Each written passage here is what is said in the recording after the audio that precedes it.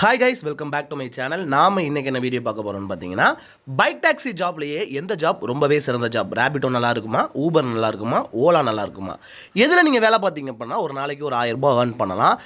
அது மட்டும் இல்லைங்க, இந்த வீடியோவில் நிறைய ட்ரிக்ஸ் அண்ட் டிப்ஸ் சொல்லி கொடுக்க போகிறேன். நீங்கள் புதுசாக இப்போ தான் ரேபிட்டோ ஒர்க் பண்ணுறீங்க, ஆர்டரே வரல ப்ரோ, ஓலாவில் ஒர்க் பண்ணுறேன், ஆர்டரே வரல ப்ரோ, ஒரு நாளைக்கு 300 ரூபா கூட ஏர்ன் பண்ண முடியல ப்ரோ, நான் காலேஜ் படிச்சுட்டு இருக்கேன் ப்ரோ, என்னால் வந்து பார்ட் டைமாக எடுத்து வர என்ன ப்ரோ ஒர்க் பண்ணலாம் அப்படின்னு எல்லா கேள்விகளுக்கும் இந்த வீடியோவில் பதில் இருக்கும். சும்மா ஒரு 5 நிமிஷம் வீடியோ தான் பாருங்கள், ரொம்பவே யூஸ்ஃபுல்லாக இருக்கும். அங்கே வீடியோக்குள்ளாடி போகலாம். ஃபுட் டெலிவரிக்கும் பைக் டாக்ஸிக்கும் ரொம்பவே வித்தியாசம் இருக்குது.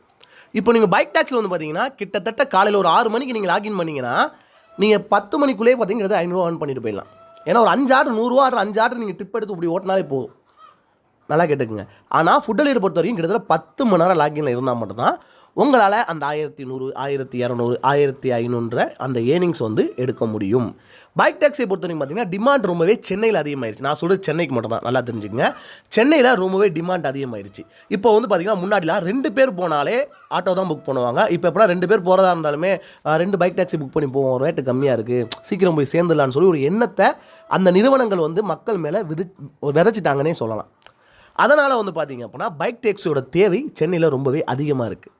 அதனால் வந்து பார்த்திங்க அப்படின்னா நீங்கள் சப்போஸ் பைக் டாக்ஸியை ஃபுல் டைம் எடுத்து ஒர்க் பண்ண போனால் தாராளமாக ஒர்க் பண்ணலாம். ஆனால் ஃபுட் டெலிவரியோட கம்பேர் பண்ணும்போது இதில் நீங்கள் சீக்கிரம் ஒரு 1000 ரூபாய் எடுத்துகிட்டு வீட்டுக்கு போயினா ஃபுட் டெலிவரி வந்து பார்த்திங்கன்னா கொஞ்சம் லேட் ஆகும். நீங்கள் நைட்டு ஃபுட் டெலிவரியில் நீங்கள் ஆளை ஏற்ற போகிறது கிடையாது. ஃபுட்டுனா வெறும் ஃபுட்டை மட்டும் தான் கொண்டு போய் கொடுக்க போகிறீங்க.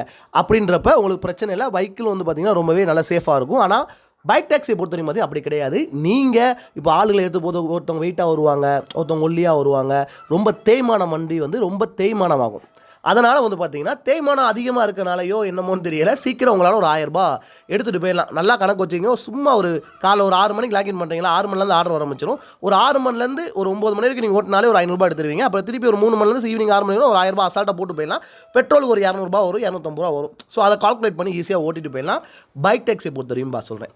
பைக் டாக்ஸியை பொறுத்த வரைக்கும் என்னோட சஜெஷன் என்ன சொல்கிறேன் அப்படின்னா, தயவு செஞ்சு பர்டிகுலராக ஒரு பைக் டாக்ஸியை சூஸ் பண்ணி யாரும் ஓட்டாதீங்க. ஏன் அப்படி நான் சொல்ல வரேன் அப்படின்னா, இப்போ நீங்கள் ஒரு இடத்துக்கு போகிறீங்க, அங்கே வந்து ரேபிட்டோ மட்டுமே நம்பி போகிறீங்கன்னு வச்சுங்களேன்.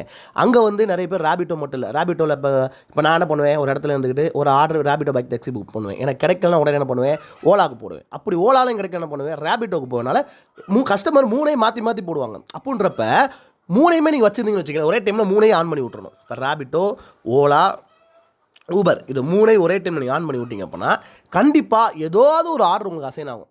அந்த ஆர்டர் எடுத்து நீங்கள் வீட்டுக்கு வந்துடலாம். ஸோ நீங்கள் ஒன்றே ஓட்டினீங்க வச்சுக்கோங்க, ஒரே ஒன்று ஓட்டிட்டீங்கன்னு வச்சுங்களேன், நீங்கள் அந்த இடத்துல ஒரு 1 மணி நேரம் 2 மணி நேரம் காற்று கிடக்கணும். கண்டிப்பாக சொல்கிறேன், இதை நான் அனுபவிச்சிருக்கேன்.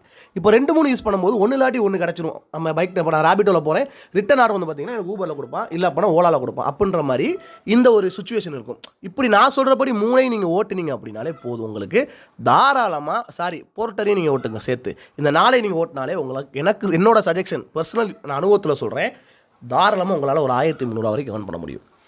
நான் ஒரு டைமிங் சொல்கிறேன், அந்த டைமிங்கை ட்ரை பண்ணி பாருங்கள். கண்டிப்பாக உங்களுக்கு இந்த டைமிங் யூஸ் ஆகும். என்ன டைமிங் வந்து பார்த்தீங்க அப்படின்னா, காலையில் ஒரு 6 மணிக்கு தூக்கத்தெல்லாம் பார்க்காதீங்க. ஒரு 6 மணிக்கு வந்து பார்த்தீங்கன்னா நீங்கள் வண்டி எடுத்துருங்க. எடுத்துகிட்டு 6 to 9 நீங்கள் கம்பல்சரி எடுத்து ட்ரிப்பை போயிட்டே இருங்க. எந்த ஒரு ஆர்டர் கேன்சல் பண்ணாதீங்க. நீங்கள் ரேபிட்டோ தான் சரி, ஓலா தான் சரி, நீங்கள் அப்போ காலையில் 6 to 9 மட்டும் நீங்கள் ஏதாவது ஒன்று வச்சுக்கலாம். இப்போ ரேபிட்டோ கூட எடுத்து ஓட்டுங்க. காலையில் 6 மணி 9 நல்லா ஆர்டர் வரும். ஏன்னா அந்த டைமில் தான் நிறைய பேர் ஆஃபீஸ் போவாங்க வருவாங்க. அப்படின்றதுனால ஓட்டினீங்க அப்படின்னா காலையில் எனக்கு தெரிஞ்சு என்னோட கால்குலேட் படி ஒரு 350 ரூபாலேருந்து 400 ரூபா ஏர்ன் பண்ணிடுவீங்க. அப்புறம் 9 மணி வீட்டுக்கு வந்துடுங்க. இல்லை அப்படின்னா வண்டி எங்கேயா போட்டு உட்காந்துருங்க. லைஸை வண்டி எடுத்து செம்ம டிராஃபிக்காக இருக்கும், மாட்டிப்பீங்க. அதற்கப்புறம் வந்து பார்த்தீங்க அப்படின்னா ஒரு 10-11 மணி போல் திருப்பி ட்ரிப் எடுங்க. இப்போ டிராஃபிக் கொஞ்சம் கம்மியாகிருக்கும். அப்போ எடுத்தீங்க அப்படின்னா ஒரு 2 மணி நேரம் ஓட்டிட்டு வீட்டுக்கு போயிருங்க. அப்போ நீங்கள் 2 சேர்த்து பார்த்தீங்கன்னா ஒரு 700 800 ஓட்டிடுவீங்க. நிறைய பேர் தரமாக இருக்கவங்களாம் சென்னை ரூட்டு தெரிஞ்சவங்களும் ஒரு 1000 ரூபாய் எடுத்துருப்பாங்க. வந்துட்டு ஒரு 3 மணிலேருந்து ஈவினிங் 5:30-6 மணி வரைக்கும் ஓட்டிட்டு திருப்பி வீட்டுக்கு வந்துடுங்க. தயவு செஞ்சு 6 to 9 வரைக்கும் வண்டியை தொட்டுறாதீங்க. பைக் டாக்ஸியை தொட்டிங்க அப்படின்னா டிராஃபிக்கில் மாட்டிப்பீங்க, செம்ம கடுப்பாக இருக்கும், பெட்ரோல் போய்கிட்டே இருக்கும். அதனால் 9 மணிக்கு மேலே சென்னை எம்டி ஆயிரும். அப்போ 9 மணிக்கு எடுத்தீங்கன்னு வச்சிங்களேன், ஒரு 12 மணிக்கு ஓட்டினீங்கன்னு வச்சிங்களேன், எனக்கு தெரிஞ்சு சாலிடாக 1700 நான் எடுப்பேன், 1800 ரூபா எடுப்பேன். இந்த டைமிங் தான் ஓட்டுவேன். நான் டிராஃபிக்கில் போய் நின்றுக்கிட்டு எனக்கு ஆர்டர் வரல, ஒரு நாளைக்கு இவ்வளோ தான் வந்துச்சு சொல்கிறதுக்கு பதிலாக டிராஃபிக்கில் டைம் நீங்கள் ஓட்டினீங்க அப்படின்னா நல்லாவே வருமானம் எனக்கு இருந்துச்சு. பர்சனலாக இருந்தனால தான் நான் சொல்கிறேன், சும்மா சொல்ல கிடையாது. சரியா?